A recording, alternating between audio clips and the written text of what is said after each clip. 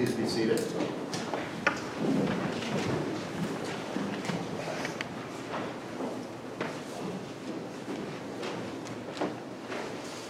I saw a cute cartoon in the New Yorker magazine.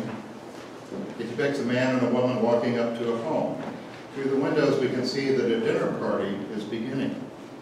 The woman has a dish in her hands. No doubt she is expecting to encounter some unpleasant guests when she says, "I think I am experiencing pre-traumatic stress disorder."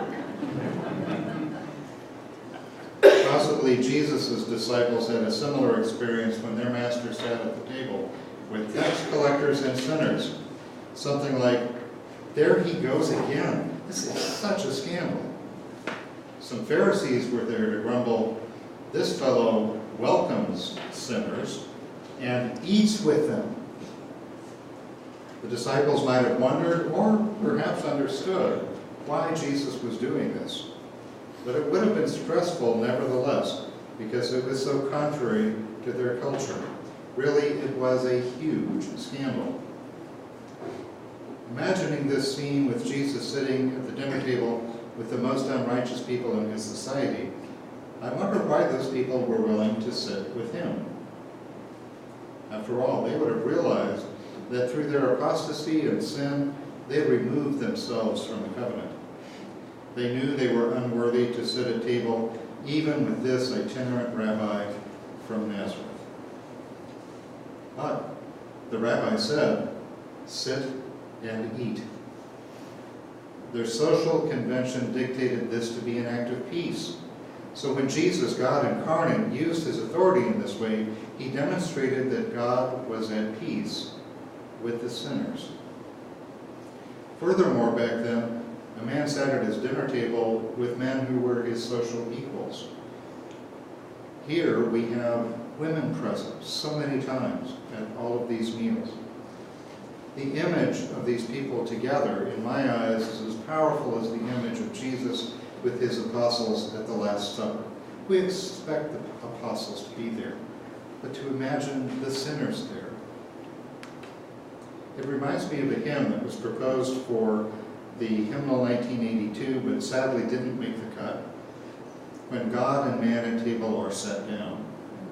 One of the verses goes like this: "Who is this who spreads the victory feast? Who is this who makes our warring cease? Jesus, risen Savior, Prince of Peace, God and man at table are set down." Here's the next verse. "Beggars, lame, and harlots there. Repentant publicans are drawing near. Wayward sons come home without a fear. God and man at table are set down." I have known many people who wonder whether they are worthy to sit at the table with Jesus. If you are one of these people, let me affirm you in your unworthiness. I am not worthy either. The poet George Herbert had this same thought in the early 1600s. He wrote, "Love bade me welcome, yet my soul drew back, guilty of dust and sin. But quick-eyed love, observing me grow slack from my first entrance in, drew nearer to me, sweetly questioning if I lacked anything. A guest, I answered, worthy to be here. Love said, you shall be he. I, the unkind, ungrateful, ah, my dear, I cannot look on thee. Love took my hand and smiling did reply, who made the eyes but I? Truth, Lord, but I've marred them. Let my shame go where it doth deserve. And know you not, says love, who bore the blame? My dear, then I shall serve. You must sit down, says love, and taste my meat. So I did, sit and eat. Herbert was unworthy, but he was still invited to the table and did sit and eat. We might well think ourselves unworthy like him, and we are, but we are invited anyway. You must sit down, says love. So I did sit and eat.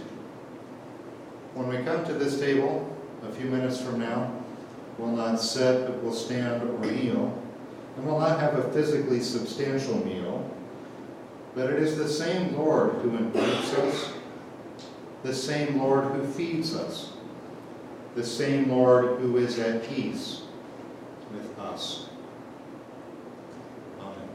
Amen. Amen.